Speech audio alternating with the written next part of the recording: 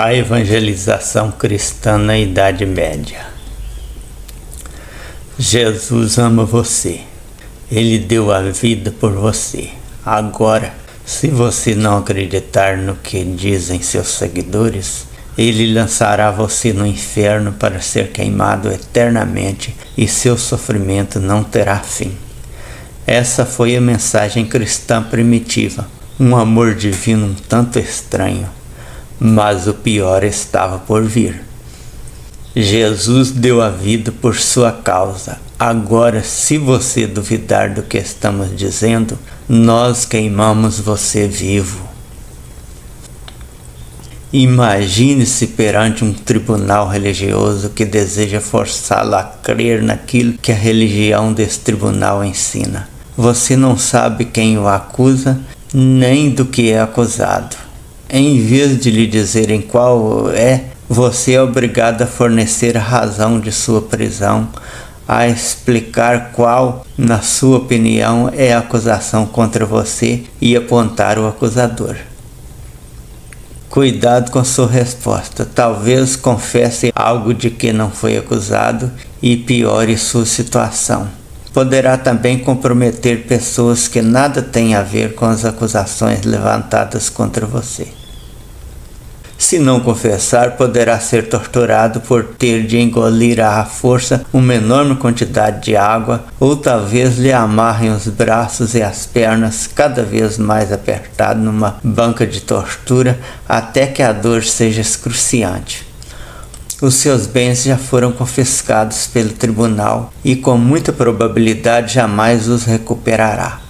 Tudo é feito em secreto. Se for declarado culpado, poderá ser exilado de seu país ou até mesmo queimado vivo. Neste século XX, talvez ache difícil compreender um procedimento religioso tão horrível assim, mas vários séculos atrás tais atrocidades ocorreram no México. A conversão da população nativa. Quando a terra que agora é o México foi conquistada pelos espanhóis no século XVI, houve também uma conquista religiosa. A conversão religiosa dos povos nativos não foi muito mais do que uma substituição de tradições e ritos, pois poucos sacerdotes católicos se dispunham a ensinar a Bíblia. Poucos se importavam em aprender o idioma dos nativos ou ensinar-lhes latim, a língua em que a doutrina religiosa estava disponível. Alguns achavam que os índios deviam receber instrução religiosa completa. Outros, porém, eram da mesma opinião que o Frei Domingos de Betanzo, que, segundo Richard E. Greenleaf, em seu livro Zumárraga and the Mexican Inquisition, Zumárraga e a Inquisição Mexicana, cria que se devia negar ao índio a instrução em latim, pois esta o levaria a ver como era grande a ignorância do clero. Inquisição contra os nativos. Quando os mexicanos natos não aceitavam a nova religião, eram encarados como idólatras e sofriam severa perseguição. Por exemplo, um deles recebeu publicamente 100 chibatadas por ter adorado seus ídolos pagãos que havia enterrado debaixo de um ídolo da cristandade num ato simulado de adoração cristã. Por outro lado, Dom Carlos é um Metotzin, chefe tribal de Texcoco e neto do rei dos Aztecas, Netzahualcoyotl, atacou verbalmente a igreja. Greenleaf diz que Dom Carlos havia ofendido a igreja especialmente por ter pregado aos nativos a respeito da libertinagem dos frades. Ao saber disso, o então inquisidor frade Juan Zumárraga mandou prender Dom Carlos. Acusado de herege dogmatizante, Dom Carlos foi queimado na estaca em 30 de novembro de 1539. Muitos outros nativos foram punidos, acusados de feitiçaria. Inquisição contra estrangeiros. Estrangeiros residentes no México que não aceitavam a religião católica eram acusados de hereges, luteranos ou judaizantes. Exemplo disso foi a família portuguesa Carvajal. Acusados de praticar a religião judaica, quase todos os seus integrantes foram torturados pela Inquisição. A seguinte sentença pronunciada contra um membro dessa família reflete o horror. A dita Dona Mariana de Carvajal condena-o ao garrote, instrumento de estrangulamento, até que morra naturalmente e então seja queimada em fogo vivo até virar cinzas e que dela nem mesmo a recordação permaneça. Sempre que um estrangeiro ameaçava o poder do clero, ele era levado a julgamento. Um homem chamado Dom Guilhem Lombardo de Guzmán foi acusado de querer libertar o México. Contudo, a acusação do Santo Ofício para sua prisão e julgamento foi ser astrólogo e herege sectário de Calvino. Ele ficou demente na prisão. Acabou sendo queimado vivo na estaca em 6 de novembro de 1659. O livro Inquisition and Crime, de Dom Artemio Valle Arizpe, descreve a ocasião. Eles amarraram os condenados, prendendo-os à estaca com uma argola de ferro no pescoço. As santas fogueiras da fé começaram a arder num redemoinho vermelho e preto.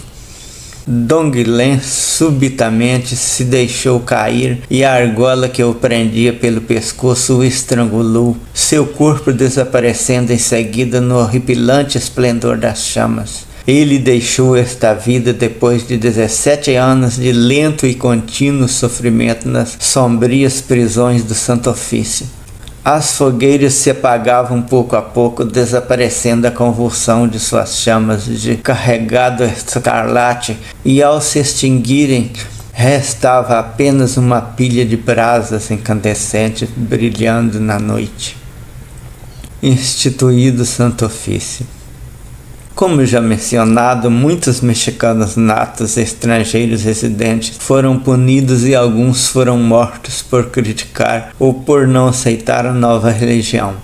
Isto deu origem a uma inquisição criada pelos frades e mais tarde pelos bispos. Contudo, o primeiro inquisidor-geral no México, Dom Pedro Moya de Contreras, veio da Espanha em 1571 para instruir oficialmente o Tribunal do Santo Ofício da Inquisição no México.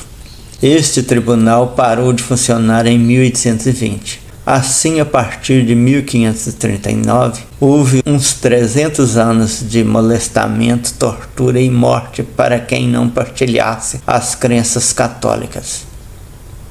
A pessoa acusada era torturada até confessar. O tribunal esperava que ela abandonasse suas práticas anticatólicas e aceitasse as crenças da igreja. O acusado seria libertado apenas se provasse a sua inocência, se a sua culpa não pudesse ser provada, ou então se confessasse e se arrependesse.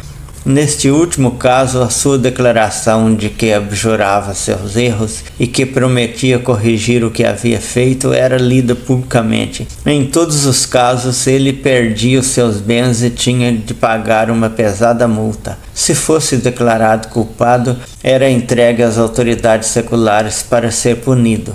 O fim disso, em geral, era ser queimado na estaca vivo ou então momentos depois de ser morto. Para a execução pública das sentenças, realizava-se um pomposo auto de fé. Fazia-se uma proclamação pública em toda a cidade para informar a todos do dia e do local da concentração. Nesse dia, os condenados saíam das prisões do Tribunal do Santo Ofício trajando um sambenito, tipo de manto sem mangas, com uma vela nas mãos, uma corda no pescoço e uma coroça, chapéu em forma de cone na cabeça.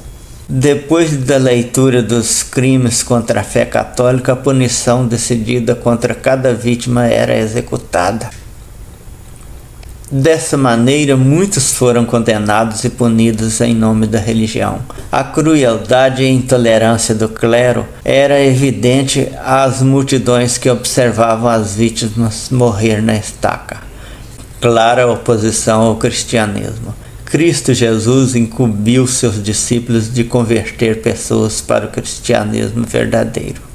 Ele ordenou: ide, portanto, fazei discípulos de pessoas de todas as nações, batizando-as em nome do Pai e do Filho e do Espírito Santo, ensinando-as a observar todas as coisas que vos ordenei. Mateus 28, versículos 19 e 20. Contudo, Jesus nunca mencionou que as pessoas deviam ser convertidas à força. Em vez disso, disse Jesus: onde quer que alguém não vos acolher ou não escutar as vossas palavras, ao sairdes daquela casa ou daquela cidade, sacudi o pó dos vossos pés. Mateus 10, 14. O julgamento final dessas pessoas fica a cargo do Deus Todo-Poderoso, Jeová, sem intervenção física de cristão.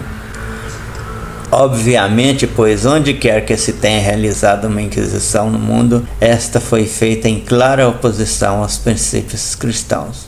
O clima de tolerância religiosa agora existente no México permite liberdade às pessoas na sua maneira de adorar a Deus. Mas os séculos da chamada Santa Inquisição permanecem como página funesta na história da Igreja Católica Mexicana. Despertai, 8 de outubro de 1994. A história acima sempre se repete cada vez que uma religião adquire o poder político. Enquanto a igreja não tem poder, ela ameaça os não crentes com o inferno infinito depois da morte. Quando ela assume o poder, ela pune com a morte quem não aceitar seus dogmas. Excetuando as lendas, jamais se viu um Deus punir alguém. Mas aqueles que creem em algum Deus são capazes das piores atrocidades em seu nome contra quem não acreditar.